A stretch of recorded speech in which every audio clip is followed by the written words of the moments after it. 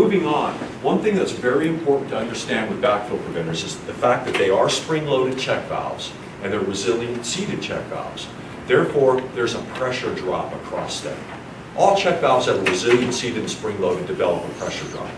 So usually in a reduced pressure principle assembly, what you'll see is about an 8-pound drop across your first check and about a 2-pound drop across the second check for a 10-pound loss total. That's with no flow occurring.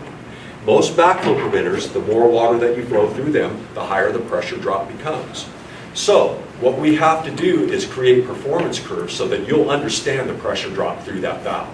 As I stated earlier, if I've got a fire sprinkler system or even an irrigation system, we're all irrigators here. We've got an irrigation system that was designed for the given pressure on the street. Now we come along and we throw a backflow preventer in there, all of a sudden our system doesn't work anymore. The heads don't project correctly. That's because we've added a pressure loss to the system. So we have to be cognizant of that pressure loss and make sure that it's not going to cause harm for us. And to do so, we get that data from the curves. So let's start off with a little exercise here. We want to find the pressure loss exhibited by a 1-inch 975XL at a flow rate of 40 GPM. So what I'm going to do is I'm going to come out to 40 gallons a minute. I'm going to come up till I intersect my 1-inch curve and then simply move across and read what that pressure loss is. That tells me what it is. So again, 40 GPM, I come up, I touch the curve, and I come across. And I've done this thing so many times, I know the answer is 12.6. Exactly, 12.6. But anyway, that's how you read that. So follow the horizontal axis out to 40 GPM, move upward until we intersect that 1-inch curve, and then we come back across and read what it is. And as I said, the pressure loss is 12.6. So that tells me, at that flow rate, whatever pressure I've got going in there, once that water exits the valve, I have 12.6 pounds less, pounds per square inch of pressure leaving the valve. And that's, again, due to the spring loading inside the valve. So let's hit that one more time. Again, come out to 40 GPM, come up till I intersect my 1-inch curve, and then move across and read my loss. That's all this curve is telling me. There's one added feature. We put a diamond on the curve to reflect the rated flow of the valve. So for example, 3/4 inch rated at 30, 1 inch is rated to 50.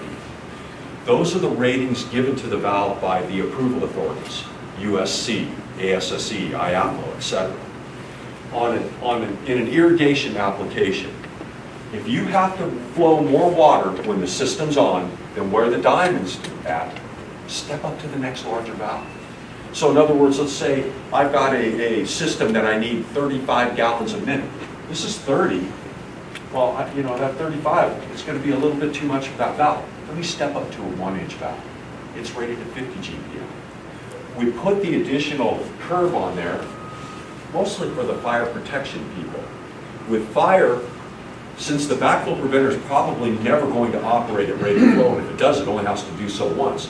They don't care what the pressure loss is or what damage it's going to cause to the valve. As long as they have the available pressure, they're going to run it on through there. So that's why we carry the curves on out farther. But in plumbing, waterworks, irrigation, where we're operating the valve daily, don't exceed the rated flow of the valve. If you have to, step up to the next larger valve. Go ahead. I have a question. I went to the certified backflow valve for a plumber. It's a food processing plant. They installed a 2-inch RP, Wilkins 975 XL2. And they had, on the inlet side, I measured it was 71 pounds, outlet 59 pounds. During the night, they hose things down, and they need that water. So what size do they have to step up to? You can know that, right? Do you know what GPM range they were at? No. Yeah, see, without going out to the meter and physically metering the flow, if they were flowing greater than 160 GPM, which is the rating of a 2-inch, that's where I'd step them up to the next valve. Why? When you get that high flow rate, your poppets close, they're opening up, and so your spring is getting really close to being compressed. The velocity through the valve is very high, and the coils will start to hammer.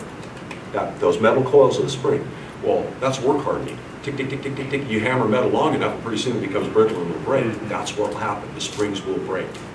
And plus, it'll sound like marbles going through the valve constantly. It'll be a roar. But it's the work hardening of those springs. You'll notice it when you take like a 975 XL apart. Look at the spring, and if you see shiny spots in between the coils, They've been doing that. That valve's running at too high of a flow rate. It should be a larger valve. The food processing plants are the ones that do it all the time. We had a 4-inch valve over in the Central Valley. It was at a carrot processing plant. About every other week, they're calling us up and saying, well, your pockets, they're flying apart. This thing's junk.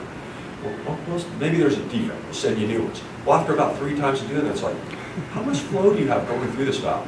I had 1,000 gallons a minute through that 4-inch valve. It's rated at 500. So they double their flow through it. Well, this thing's going, wah! It's just tearing this stuff apart. We got them converted to a 6-inch and the problem changed. The game. And you can do that within the plumbing code. You can add it, or in other words, you can use a 3-inch valve on a 2-inch line. And usually they don't have very many complaints about going larger than the line size. Most municipalities don't want you to go smaller than the line size. so yeah. Yeah. You know, there are some circumstances where they'll say, yeah, we know you've got a 6-inch line coming into this facility and you're only using 100 gallons a minute. Sometimes the water purveyors will work with the customer and they'll allow a smaller valve, but it's on a case-by-case basis.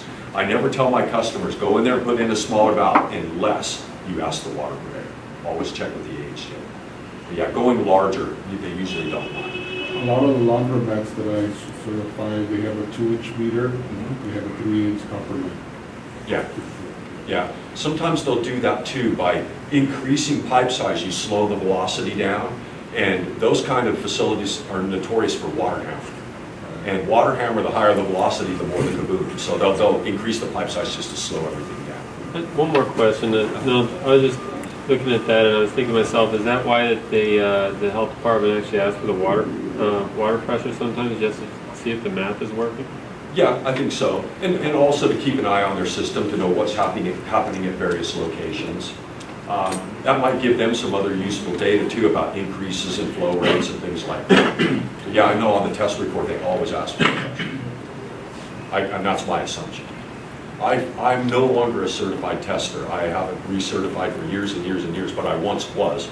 So, you know, I don't want you to think, oh, this guy doesn't know what he's talking about. I don't, but that's beside the point. It's been a long time since I certified. I let mine go because I felt it was a conflict of interest. Any other questions about the flow curves? They're available for every single valve that we manufacture. If you go to zurn.com and you look at the Wilkins products, you query for the particular product, say like a 975 XL. When you get to that landing page, you'll find the specification sheet, and that has all the flow curves on it. If you ever have any questions about this or why something looks the way it does, don't hesitate to call us. We're here to help you. If you don't have any questions on that, we'll just move on. Okay, this is Mike Lopez, City of Santa Ana. First want to say how happy we are with the Wilkins Zurn staff. Paul Wade, John Krupp, and the other John who did most of the teaching today. Fabulous instructors. We really learned a lot. I always learn something new when I come out, and look forward to the next one. Great. That's Mike from the City of Santa Ana. So we'll give you an overview of the automatic control valve. We're going to look at the diaphragm actuated main valve and the pilot controls. Now, as I said earlier, you guys might have caught this, but the way I want you to think of a pilot operated valve is the big valve itself, that's the strength. That's what's doing the opening and closing and allowing flow to occur, whatever its function may be. And then think of the pilot system as the brains. It's what's doing the thinking.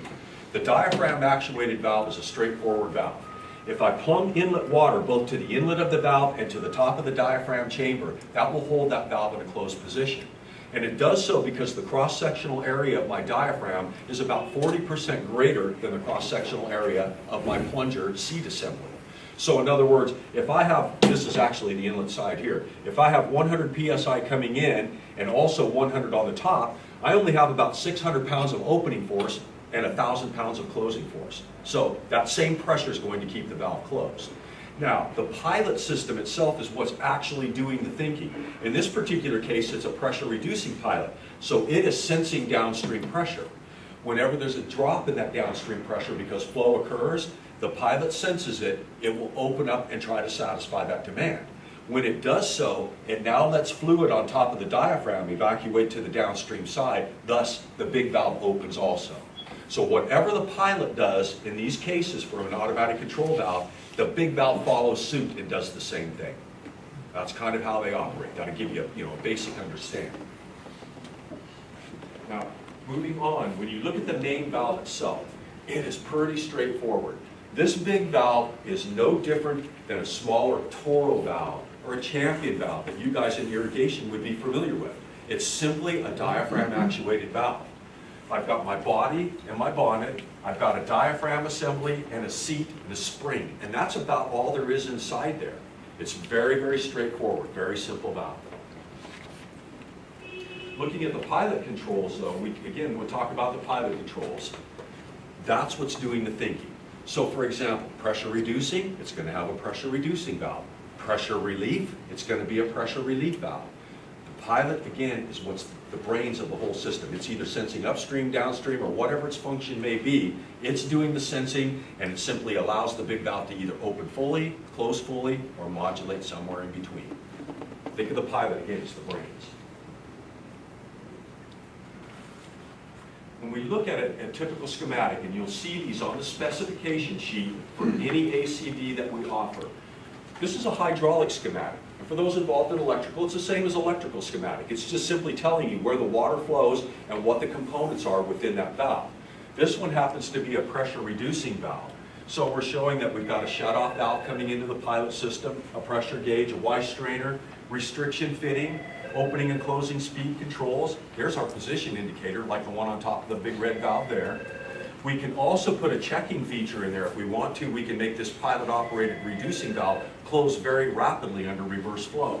Here's the actual pilot itself, just a direct-acting PRV, my outgoing gauge, and a couple of more ball valves. So it's just a schematic to show you what is involved in that hydraulic circuit. Valve function, I'm not going to get into this too much. It's really, some pilots are modulating, meaning they can be fully closed, fully open, or somewhere in between. Some pilots are non-modulating. They're either fully open or fully closed. So think of a solenoid valve. That's going to be a non-modulating valve. It's either fully closed or it's fully open. But a pressure reducing valve is a modulating valve. This pilot can be fully closed, fully open, or somewhere in between. Thus, the big valve will do exactly the same thing. It'll modulate between those extremes. So that's all that we're describing here is the difference between non-modulating and modulating control. Mike Marietta from the City of Santa Ana Water Department came to Zurn, Wilkins for a tour of the facility. Very informational on new products, existing products, and just a great job. Great. Everybody do a selfie. My glass instead of buying it from the. I think Mark's going to do like that. So we'll email you when we'll do all the production on the.